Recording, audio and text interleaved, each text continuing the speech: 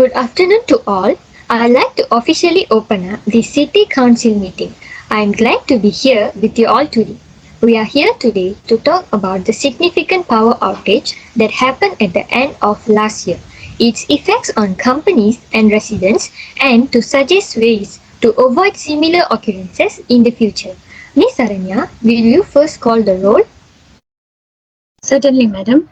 Utility Company Representative, Ms. Malini. Present. Emergency Management Coordinator, Ms. KALAIMATHY. Present. Department of Public Works Director, Mr. Pavitren. Present. All the committee members are present, Madam. Ms. Saranya, I want to begin by sending my warmest greetings to Ms. Malini, Utility Company Representative, Mr. Pavitren, Department of Public Works Director, and Ms. KALAIMATHY, Emergency Management Coordinator. I also want to thank Ms. Saranya, our Secretary, for setting up today's meeting. Let's proceed to the first item on the agenda, assessing the impact of the power outage on businesses and residents. Ms. Malini, please provide us with an overview. Madam, thank you.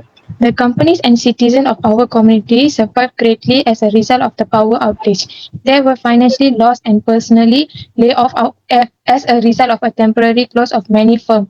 Residents were without electricity of extended period of time, which had an impact on their daily activity and prevent them from accessing necessary like heating, cooling, and communication. Could I say something, please? I apologize for interfering. Numerous concerns have also been made about the disruption of communication network, public transit, and healthcare facilities. Thank you, Ms. Malini and Ms. KALAIMATHY. Okay, let's move on to the next item, discussing the causes of the power outage. Ms. KALAIMATHY, could you shed some light on this matter? Obviously, Madam, our research has demonstrated that the power loss was caused by a variety of factors. Electricity wires were destroyed by strong wind during severe weather, which caused widespread outage. The aging infrastructure and poor maintenance of our power grid also had effect on the severity and duration of the outage. Please allow me to interrupt and say that power grid overload or overheating can be a major contributor to blackouts. These circumstances occurs when there is an excessive demand for electricity. Overloading and overheating of power system during high electricity demand periods, particularly in heat waves, can pose serious problems and result in power outages. In order to effectively manage electricity usage and ensure the reliability of the power supply during such stressful times, it is imperative that utility providers and consumers collaborate. Thank you, Ms. KALAIMATHY and Mr. Pavitren. It seems like we would design a plan quickly as possible. Now, let's move to the third item on the agenda, brainstorming short-term solutions to restore power and minimize disruption. Mr. Pavitren, please share your thoughts on this matter. Thank you, Madam.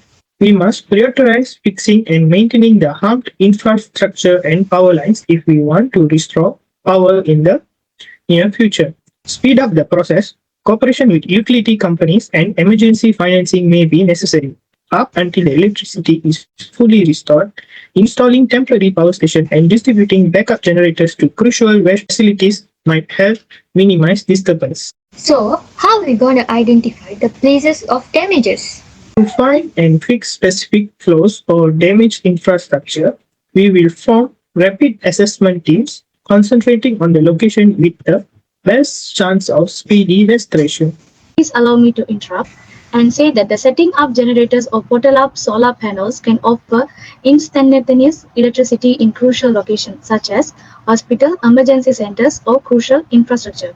I agree with both Ms. Pavitren and Mrs. Saranya. Thank you, Mr. Pavitren and Ms. Saranya. These are some excellent suggestions that we must put into practice to quickly restore power. Anyone disagrees with my decision? No, Madam. No, Madam. No, Madam. Okay, Mr. Pavitren and Ms. Saranya, kindly proceed with your plan. Okay, now let's proceed to the fourth item, exploring long-term strategies to prevent future power outages. Ms. Malini, please share your insights on this matter. Thank you, madam. We must make investment in modernizing our power grid infrastructure to stop future power distribution. The entire upgrading to more diverse and dependable machine and replacing dates power line transformation and substation. The use of smart green technology and the incorporate of renewable energy sources into our electric infrastructure can both improve the grid reselling and lessen our reason on a single energy sources. I do agree with Miss Malini. Same, I agree too, but let me add something here. We can raise awareness among the general population about energy efficiency, energy conservation, and the value of quickly reporting and resolving electrical fault. Public education can aid in preventing power outage brought on by preventable elements like overloading circuits or incorrect consumption. Any other ideas? Yes, I do. We may encourage the use of distributed generating technologies like microgrids, solar panels, and wind turbines by reducing reliance on centralized power plants and transmission lines. Distributed generation strengthens the system resilience and lessens its susceptibility to widespread outages. To enable real-time monitoring of the electrical grid, we can also implement sophisticated monitoring, control, and automation system. Smart grid technologies offer quick restoration, enable fault isolation and detection, and optimize power flow to reduce outages. That sounds great. Simple yet excellent idea. Thank you for all your ideas. Miss Saranya, give me your opinion on these ideas given. Certainly, madam. I think so. We must first proceed with Ms. Kalaimathy's idea on raising awareness among the general population about energy efficiency, energy conservation, and the value of quick reporting and resolving electricity faults, so that we could get some time to proceed with Ms. Malini's idea and upgrading to the more durable and dependable machinery and replace the dead power lines, transformation, and substation. And finally, we can proceed with Mr. Pavitren idea of generating technologies with microgrids, solar panels, and wind turbines. And by doing this, we can reduce reliance on centralized power plants and transmission lines. Wow, those are some good ideas. Do everyone agree with Miss Saranya? Yes, madam. Yes, madam. Yes, madam. Okay then, Miss Kalimari, proceed with your ideas first. Then Miss Malini and Mr. Pavitran continue accordingly. Now, before we conclude the meeting, I would like to open the floor for any other related events or concerns. Are there any further items to discuss? Madam, I think it's critical that we create a strategic for responding to emergencies that specifies the obligation of different parties in the event of power outage. A communication strategy should be part of this plan in order to inform and advise citizens on how to handle such circumstances.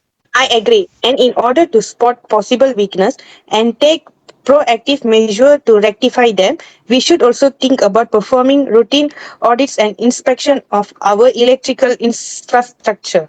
Excellent suggestions, committee members. We will add these items to our ongoing discussions and work towards comprehensive solutions. I second this motion. Noted, Ms. Kalimathy. Okay. The following meeting will be placed at the same location, Microsoft Teams, on September 5th at 9 p.m. Everyone will be providing notice of the meeting. Us? That is all. If there's nothing further to say, we'll end this conversation here. I declare that the meeting was concluded. Thank you for coming to the meeting. I appreciate it very much. I'll see you at the next one. Thank you, madam. Thank you, madam. Thank you, madam.